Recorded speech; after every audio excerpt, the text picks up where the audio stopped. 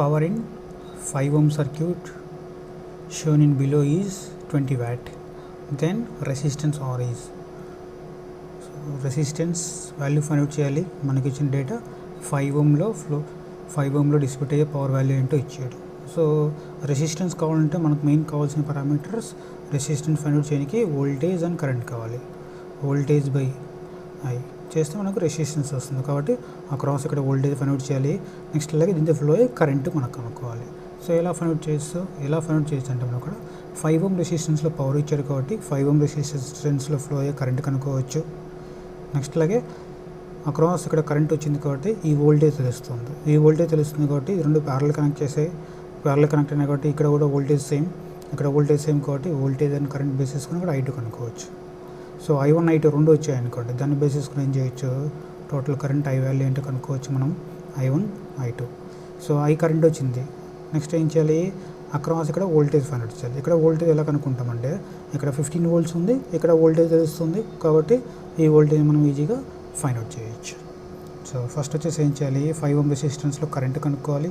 So కాబట్టి ఎలా తెలుస్తుందంటే power ఇచ్చాడు formula, power equal to I²R. So ఇక్కడ I1² ఇంటూ R వేసుకుంటున్నాను.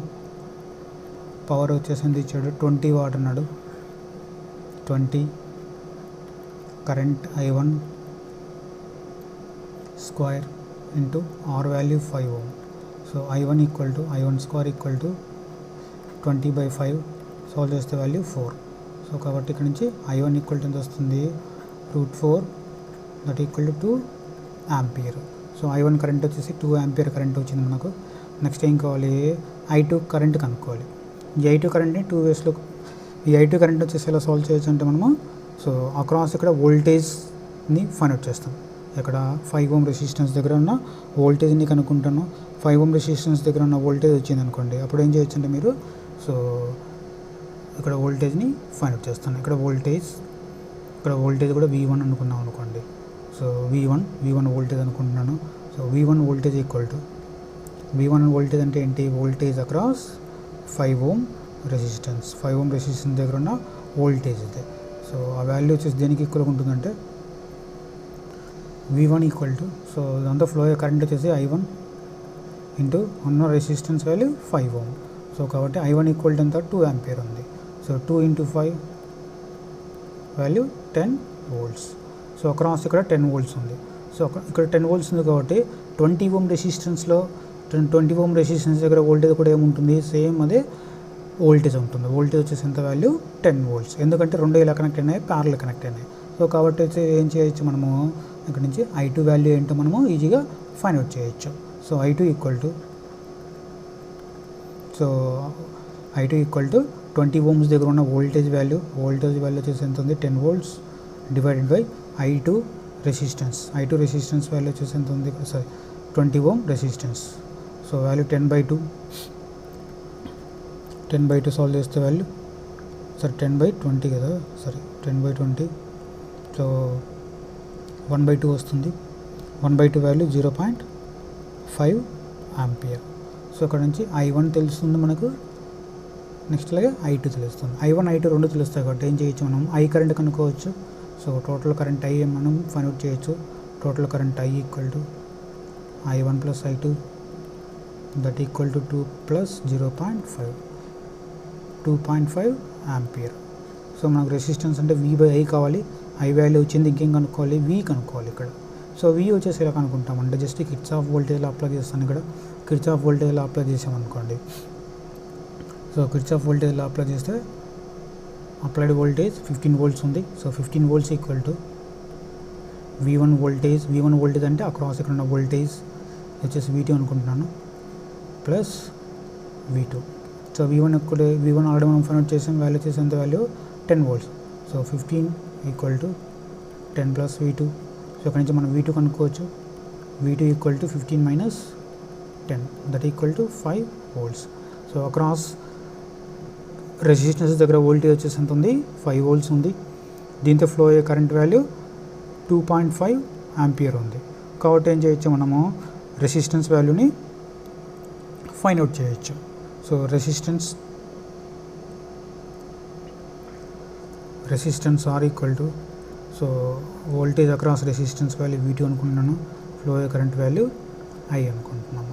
సో రెసిస్టెన్స్ వోల్టేజ్ వచ్చేసి ఎంత ఉంది, మనం 5 volts కనుక్కున్నాము.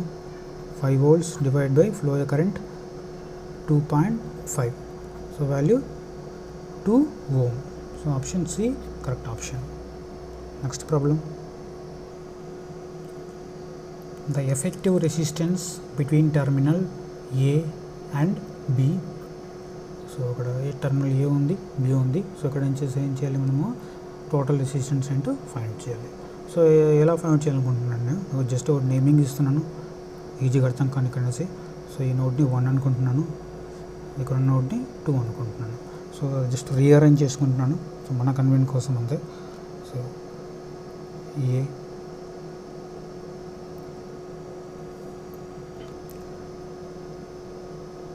టర్మినల్ ఏది, నెక్స్ట్ ఇక్కడ వచ్చేసి ఏం చేస్తున్నాను, నోటేషన్ 1 నోడ్ ఇస్తున్నాను. నెక్స్ట్ ఇక్కడ నోడ్ 2, ఇది వచ్చేసి B. సో A to 1 వచ్చేసి కనెక్ట్ అయిన ఎలిమెంట్, ఆర్ ఎలిమెంట్ కనెక్ట్ అయింది కాబట్టి వచ్చేసి ఏం చేస్తున్నాను, A to 1 ఆర్ ఎలిమెంట్ని డ్రా చేశాను. నెక్స్ట్ A to 2 కూడా ఆర్ ఎలిమెంట్ కనెక్ట్ అయింది, రెసిస్టెన్స్ సో ఆర్. నెక్స్ట్ ఇక్కడ అబ్జర్వ్ చేస్తే B to 1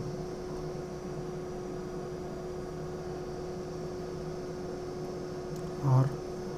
next B to 2 కూడా ఆర్ కనెక్ట్ అయింది, సో B నుంచి 2 నోడ్. సో టోటల్ ఏంటంటే ఇక్కడ 1 2 3 4 5 ఉన్నాయి. 5 వచ్చేసి ఇక్కడ కనెక్ట్ అయింది. 1 to 2 కూడా ఇంకొక రెసిస్టివ్ ఎలిమెంట్ కనెక్ట్ అయింది, ఆర్. టోటల్ 5 కంప్లీట్ అయిపోయినాయి.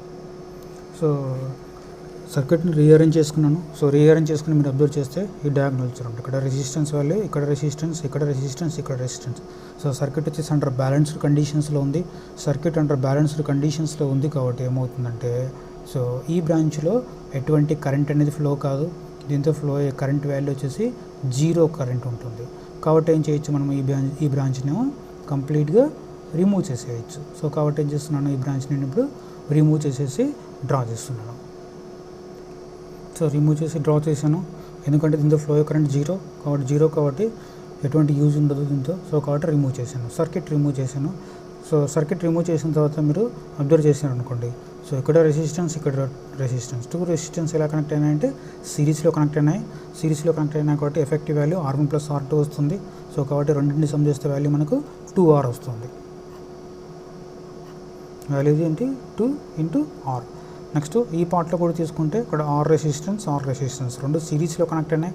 సో సిరీస్లో కనెక్ట్ అయినాయి కాబట్టి value R1 + R2. So R + R value 2R. So ఇక్కడ టర్మినల్ B, ఇది terminal A. So again 2 elements. So 2 elements connect అయిన వచ్చేసి ఇలా కనెక్ట్ అయినాయి, ప్యారల్లో కనెక్ట్ అయిపోయినాయి. ప్యారల్లో కనెక్ట్ అయినాయి కాబట్టి R ఈక్వలెంట్ ఫార్ములా వచ్చేసి ఏం చేస్తాము, R1 R2 divide by R1 + R2 వేస్తాము. లేదంటే రెండు సిమిలర్ రెసిస్టెన్స్ కాబట్టి డైరెక్ట్ ఏం చేయొచ్చు, ఫార్ములా మనము R = so R/N formula use చేసుకోవచ్చు. సో ఇక్కడ సేమ్ ఇదే ఫార్ములా యూజ్ చేస్తున్నాను, R/N formula. So R value 2R ఉంది. నెంబర్ ఆఫ్ రెసిస్టెన్స్ వచ్చేసి ఎన్ని కనెక్ట్ అయిన ప్యారలల్గా 2 కనెక్ట్ అయిపోయినాయి. సో 2 క్యాన్సిల్ అవుతుంది, 2. సో ఫైనల్గా వచ్చేసి ఏంటి value R. So resistance across AB equal to ఏంటి value, resistance across AB = R. So చాలా సింపుల్ ప్రాబ్లం, జస్ట్ సర్క్యూట్ని రీఅరేంజ్ చేసుకున్నాము. సో రీఅరేంజ్ చేసుకున్న తర్వాత ఇది వచ్చేసి ఏంటి, దీంతో ఫ్లో కరెంట్ 0 కాబట్టి అండర్ బ్యాలెన్స్ కండిషన్స్లో ఎటువంటి కరెంట్ ఫ్లో కాదు. ఎందుకంటే సర్క్యూట్ బ్యాలెన్స్ ఈ 2R × R that equal to R × R, R² = R² అనేది కాబట్టి ఇటువంటి కరెంట్ ఫ్లో కాదు కాబట్టి రిమూవ్ చేసాము. ఈ 2 సిరీస్లో ఉన్నాయి, ఈ 2 సిరీస్లో ఉన్నాయి. సో తర్వాత ఈ 2 ప్యారలల్గా ఉన్నాయి. ఫైనల్ వాల్యూ R వస్తుంది. Next problem, in a series RC circuit excited by DC voltage source E, then the initial current is. So transients మీద ప్రాబ్లం ఇచ్చాడు. సో ఇక్కడ స్విచ్ వచ్చేసరికి T = 0+ దగ్గర క్లోజ్ చేస్తున్నాడు.